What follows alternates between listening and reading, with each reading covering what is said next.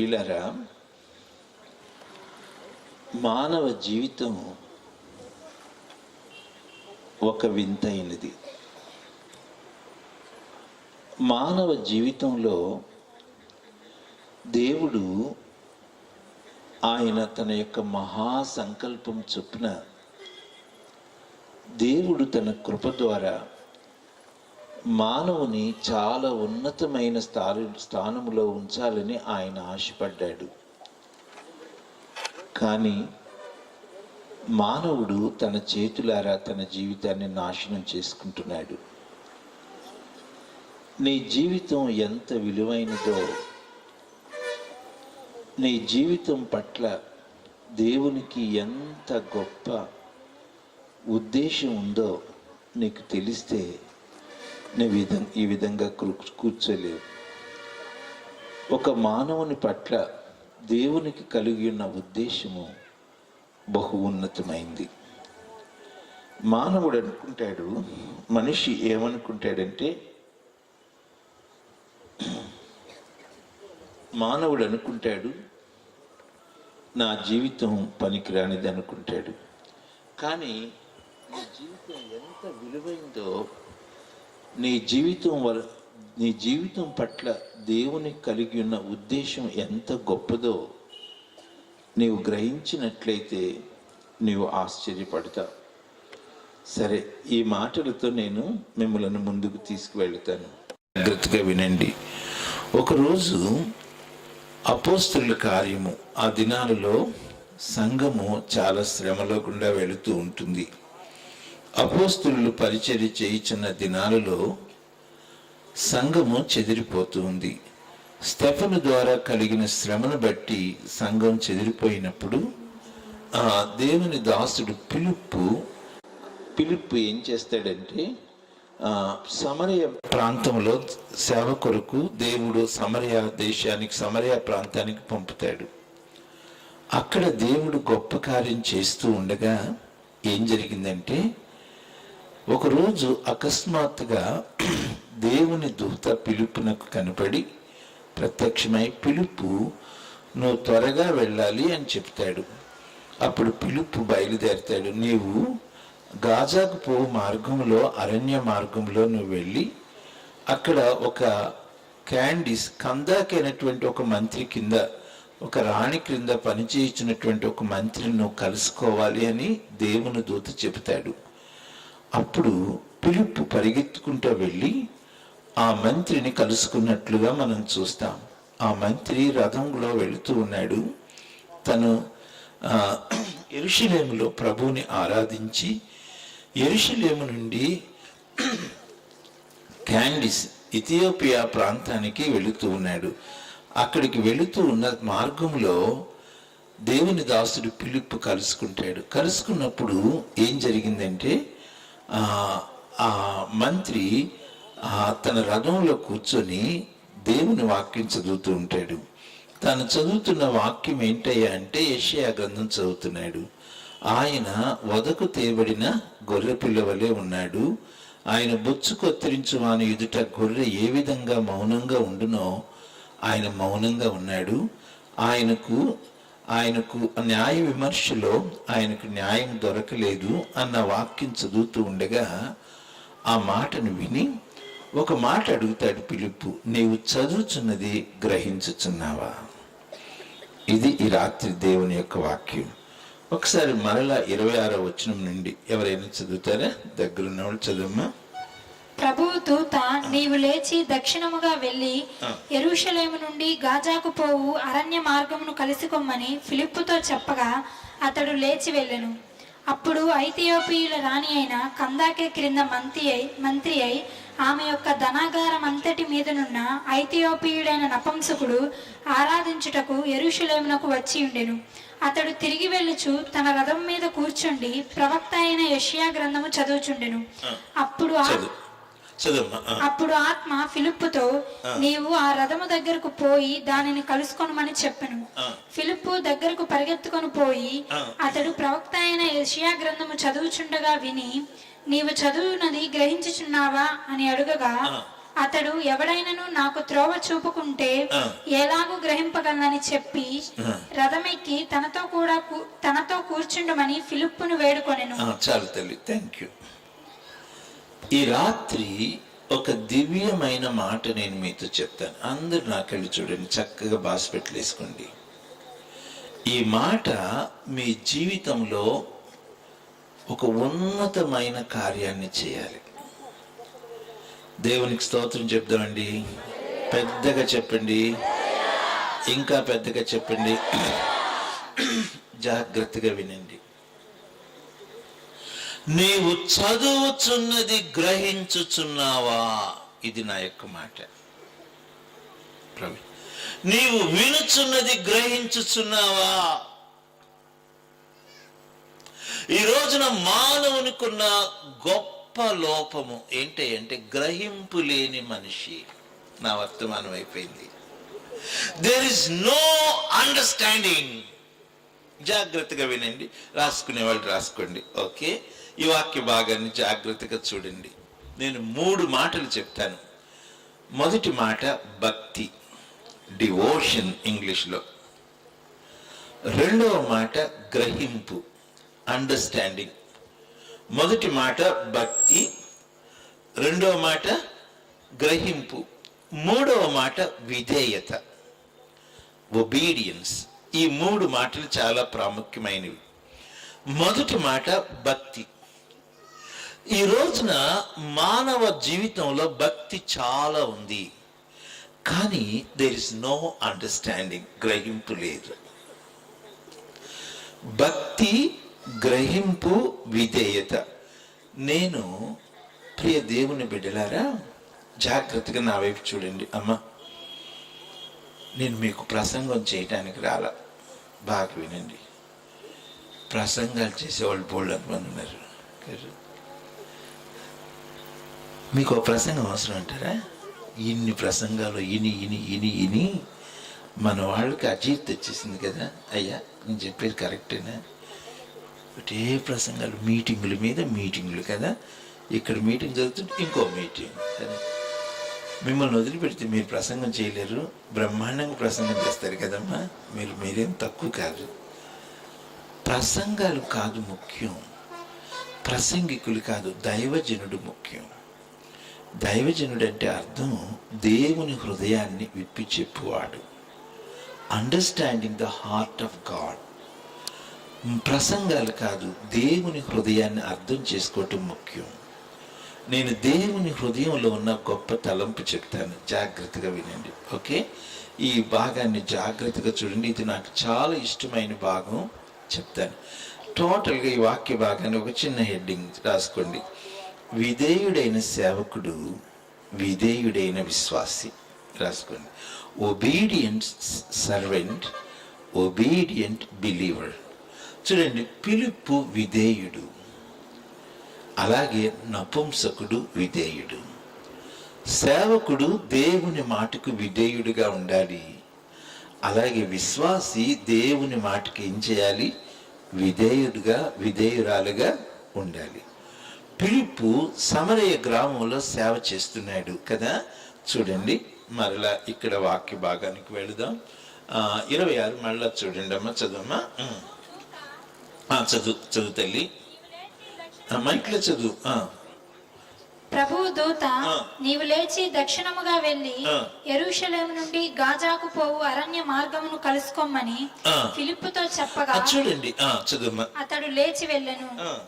అప్పుడు ఐథియోపియల రాణి అయిన కందాకే క్రింద మంత్రి అయి ఆమె యొక్క ధనాగారం అంతటి మీదనున్న ఐథియోపియుడైన నపుంసకుడు ఆరాధించుటకు యెరూషలేమునకు వచ్చి ఉండెను.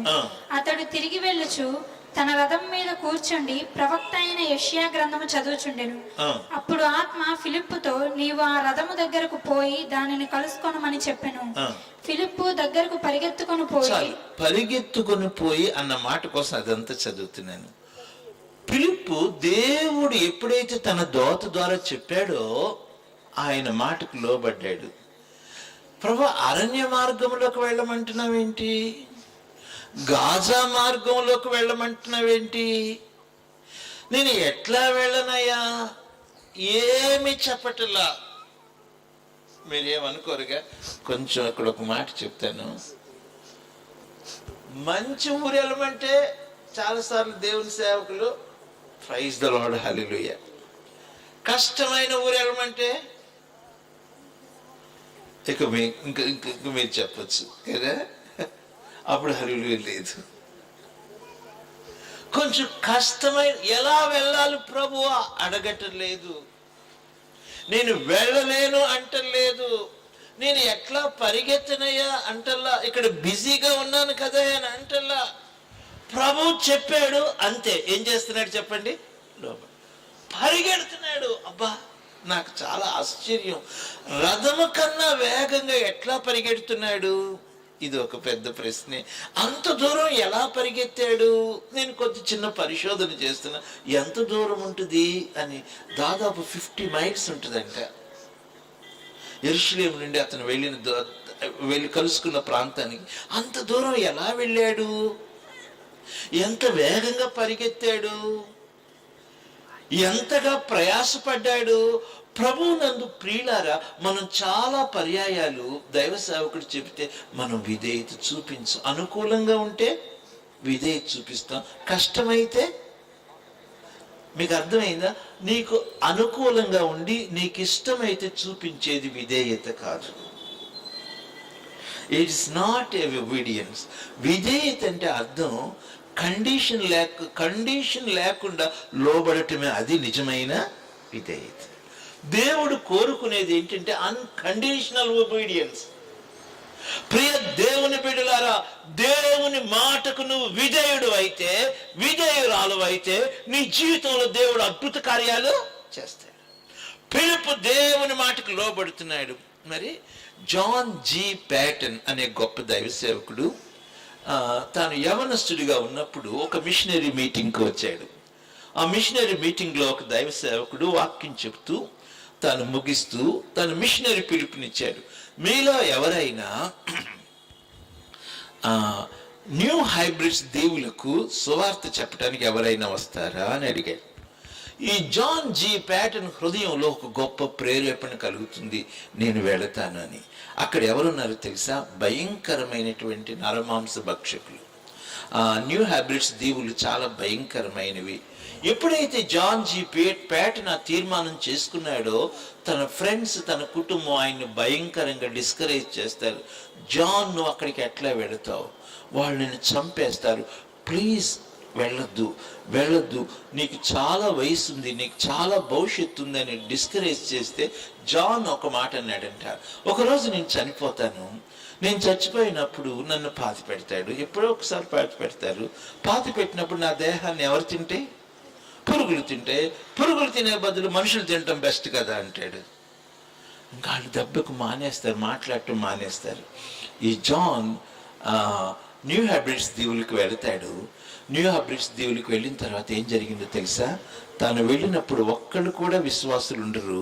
తాను వెళ్ళిన తర్వాత న్యూ హైబ్రిడ్స్ దీవులన్నీ రక్షణ పొందుతాయి. మొత్తం దేవునికి స్తోత్రం చెప్పండి.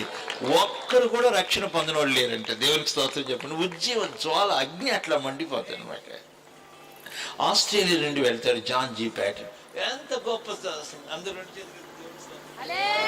నువ్వు విధేయత చూపించినప్పుడు దేవుని యొక్క ఐశ్వర్యాన్ని నువ్వు పొందుతావు, దేవుని యొక్క కార్యాలను నువ్వు చూస్తావు. అది ఇక్కడ నేను ఈ భాగానికి నేను ఇట్లా రాసుకున్నాను: విధేయుడైన సేవకుడు, విధేయుడైన విశ్వాసి. ఓకే, నేను నెక్స్ట్ ఇంకొక భాగంలోకి వస్తాను. భక్తి, గ్రహింపు, విధేయత. చూడండి, భక్తి గమనించండి, చాలా భక్తి కదా. ఈ నపుంసకునికి భక్తి ఉంది కదా, చాలా డివోషన్. ఎక్కడి నుంచి వచ్చాడు ఈ నపుంసకుడు?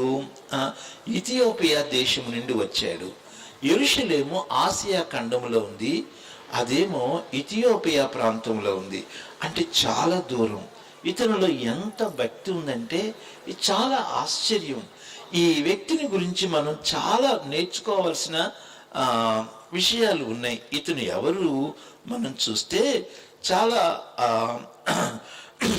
చాలా ఆసక్తికరమైనటువంటి విషయాలు మనం చూడవచ్చు. 27వ వచనం, ఐథియోపియుల రాణి అయిన కందాకే క్రింద మంత్రి అయి ఆమె యొక్క ధనాగారం అంతటి మీదనున్న ఐథియోపియుడైన నపుంసకుడు. చూడండి, గమనించండి, ఇతను ఎవరు? గమనించండి, ఇతడు చాలా ఉన్నతమైన అధికారి. ఆ క్యాండిస్ అంటే కందాకి, ఆ రాణి పేరు కందాకి. అంటే ఆ దినాలలో ఆమె చాలా గొప్ప ఉన్నతమైన స్థానంలో ఉన్నటువంటి మహా గొప్ప రాణి. ఆమె ధనాగారం అంతటి మీద ఇతను ఏమై ఉన్నాడు? అధికారి అయి ఉన్నాడు. అయితే ఇతను నపుంసకుడు. ఇది కొంచెం ఆలోచించవలసిన విషయం. నపుంసకునికి దేవుని మందిరములోకి ప్రవేశం లేదు. అయితే ఈ నపుంసకునికి ఎంత ఆసక్తి ఉందో చూడండి, ఎంత భక్తి ఉందో చూడండి. ఇథియోపియా దేశము నుండి తను ఏం చేస్తున్నాడు? ప్రభువుని ఆరాధించటానికి వస్తూ ఉన్నాడు. జాగ్రత్తగా గమనించండి, ఇతను చాలా స్పెషల్, ఒక ప్రత్యేకమైన వ్యక్తిగా మనకు కనపడుతుంది. ఇతను ఒక విషయాన్ని తెలుసుకున్నాడు. అదేంటంటే యెహోవాయే నిజమైన దేవుడు, యెహోవా తప్ప వేరొక దేవుడు లేడని గ్రహించాడు. అందుకని తాను ఆరాధించే ఇథియోపియా వాళ్ళు చాలా భయంకరమైన విగ్రహారాధికులు, చాలా ఘోరంగా వారు పూజలు చేసేటువంటి వాళ్ళు. అదంతా విడిచిపెట్టి యెరూషలేమునకు ఆరాధనకు వస్తూ ఉన్నాడు. ఇది ఆశ్చర్యం. యెరూషలేమునకు రథం మీద రావటం చాలా కష్టం, ఎందుకంటే భయంకరమైన మార్గం. ఆ రోజు ఆ రథాలకి షాక్ అబ్జార్బర్స్ ఉండవు, అంతసేపు కూర్చోవటం చాలా కష్టం. మరి ఎంత కష్టపడి వస్తూ ఉన్నాడో, అంత దూరం వచ్చి ప్రభువుని ఆరాధిస్తున్నాడు. ఇతనిలో ఉన్న భక్తి చూడండి, ఎంత భక్తిపరుడో, చాలా ఆశ్చర్యం. రథములో కూడా కూర్చొని ఏం చేస్తున్నాడు? దేవుని గ్రంథాన్ని చదువుతున్నాడు. అంటే ఇది చాలా విచిత్రం. ఇంకొక ఆ విషయం ఏంటో చెప్పిన, అసలు ఈ యెషయా గ్రంథాన్ని, దేవుని గ్రంథాలని అవి బయటికి అసలు ఇవ్వటం సాధ్యం కాదు. అవి ఒక్క యాజకుల దగ్గరే ఉంటుంది, రబ్బీల దగ్గరే ఉంటాయి ఆ ప్రవక్తల గ్రంథాలు. మరి ఈ గ్రంథం ఈ కందాకే రాణి కింద ఉన్నటువంటి మంత్రికి ఎలా వచ్చింది? ఒక ఆశ్చర్యమే కదా. అంటే తాను ఎంత ఆసక్తిగా ఉన్నాడు, తను ఎంత వెల ఇచ్చి, తన యొక్క పలుకుబడి ఉపయోగించి యాజకుల దగ్గరికి వెళ్ళి, రబ్బీల దగ్గరికి వెళ్ళి, తన ఇన్ఫ్లుయెన్స్ ఉపయోగించి మొత్తానికి ఆ గ్రంథాన్ని సేకరించాడు. ఎంతో భక్తి ఉంది, ఎంతో ఆసక్తి ఉంది, చక్కగా చదువుకుంటూ వెళుతున్నాడు. కానీ ప్రాబ్లం ఏంటో తెలుసా? గ్రహింపు లేదు. అది ప్రాబ్లం.